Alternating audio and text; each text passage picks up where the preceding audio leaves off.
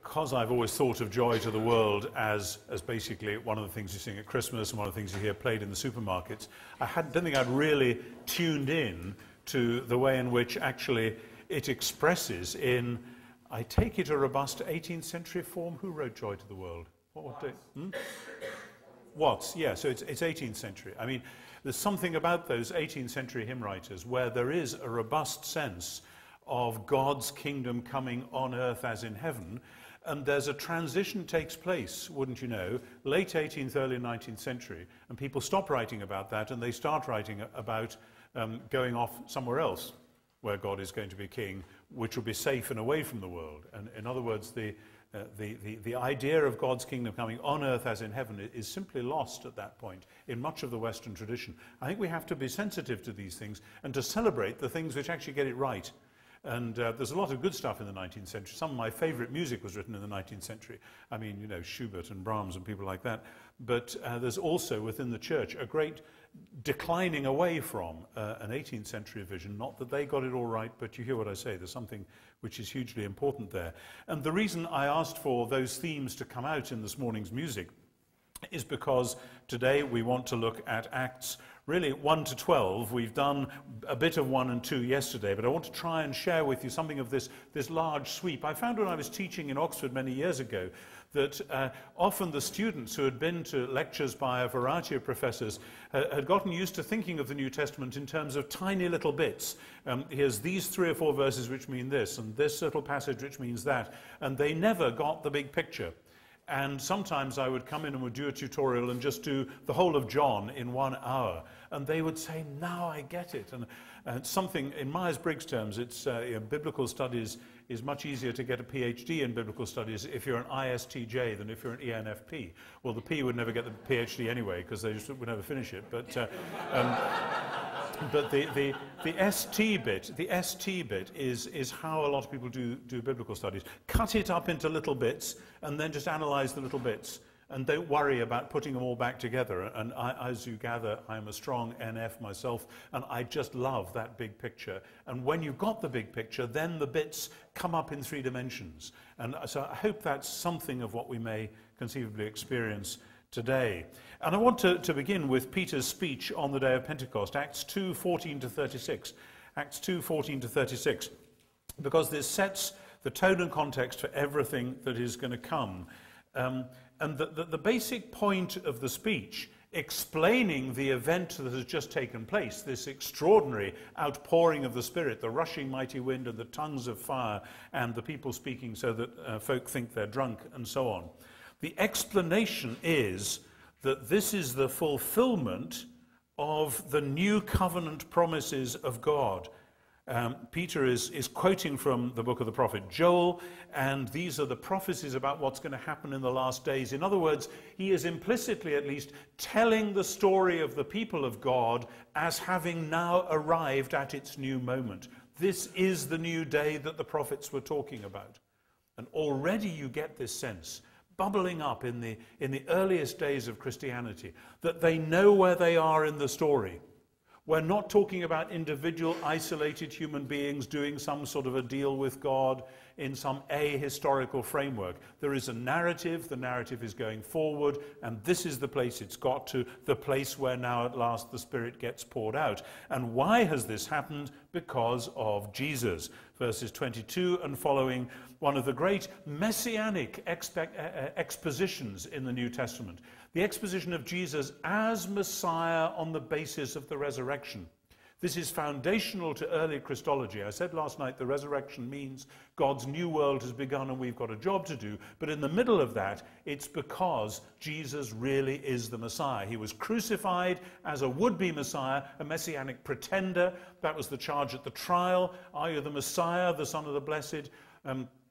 And it was the charge nailed up above his head. Jesus of Nazareth, King of the Jews. Hugely ironic, the King of the Jews on a cross. Who ever heard of such a thing? And the resurrection says, despite appearances, that's who he really was. And all of this theology gets scrunched together into a formula which we find in the beginning of Paul's letter to the Romans. Jesus descended from the seed of David according to the flesh and designated Son of God, that's a messianic title, in power according to the Spirit of holiness by the resurrection from the dead. The resurrection demonstrates that the Davidic messianic claim of Jesus really was true all along. He didn't become Son of God at the resurrection. He was publicly designated what he was already, as we see elsewhere in Paul. That's a whole other story. So that then the long quotation you see in verses 25, 6, 7, and 8, where we're quoting from the Psalms here, that you will not abandon my soul to Hades or let your Holy One experience corruption. Interesting, when I was working on the book on resurrection, whenever was that, 2002, I guess, I realized that most of the New Testament scholars who've written about resurrection basically ignored this passage. They went for 1 Corinthians 15 and other well-known passages like that, and they went, of course, to the resurrection narratives in the Gospels. But here, just in case there was any doubt about what resurrection actually means, verse 27 and then verses 29, 30, 31, it's clear that resurrection means bodies. Resurrection means a new physicality, that Jesus' body did not corrupt. Instead, it was transformed, and now he is alive with the same body but transformed into a non-corruptible physicality, something which, again, takes imagination. By the way, you quoted that John Lennon song, Imagine There's No Heaven, and so on. There's something very ironic about that. A couple of times in my books, I have wanted to quote that song, Imagine There's No Heaven, and the publishers have said, do you know how much it'll cost you if you quote that? You know, because Yoko Ono still claims massive royalties every time anyone quotes that, which is very ironic considering the next verse of the song. Imagine no possessions. I wonder if you can.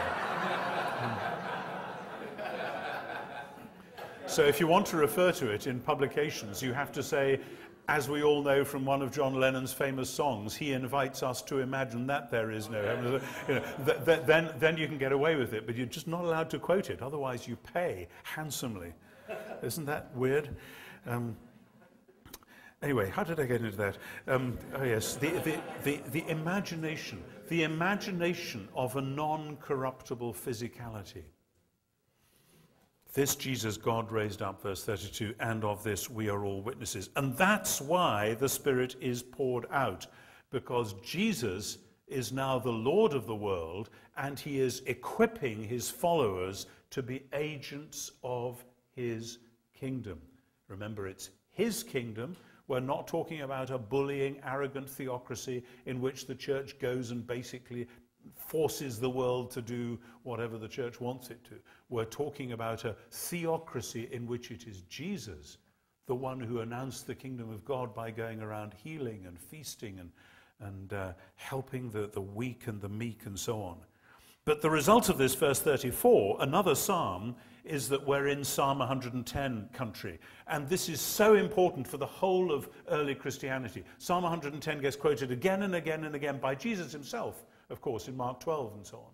The Lord said to my Lord, sit at my right hand till I make your enemies your footstool. And the early church went on, going back to Psalm 110 to find out exactly what it meant, exactly who Jesus was. You get it in the letter to the Hebrews, expounding the very, to us, odd and remote bit about Melchizedek, not odd and remote in first century terms, of course, but the idea, therefore, of Jesus' enthronement. Jesus is raised from the dead. Therefore, he is the Messiah. He is enthroned as the one who shares the very name and throne of God. He is the Lord. He is the Kyrios. He is, dare we say, the Yahweh. And you find in various parts of the New Testament, Kyrios in the Septuagint, which carries the divine name, Yahweh, being applied directly to Jesus.